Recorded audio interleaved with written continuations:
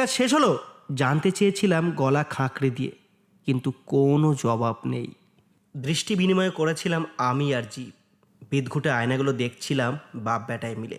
বিদঘুটে প্রতিবিম্ব, দুজনেরই চোখ বড় বড়। জীব কিন্তু রীতিমতো গম্ভীর, শান্ত, নির্বিকার। হেঁকে বলেছিলাম আমি, এবার যাওয়া যাক। ও মশাই, এগুলোর দাম কত হলো? সাড়া নেই।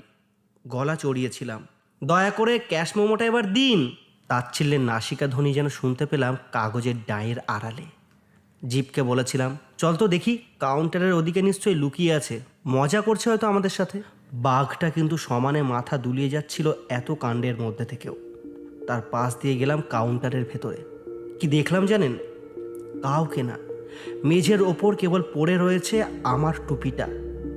পাশেই বসে একটা খরগোশ, ম্যাজিশিয়ানদের খরগোশদের মতোই বোকা বোকা চেহারা, কিন্তু ভাবখানা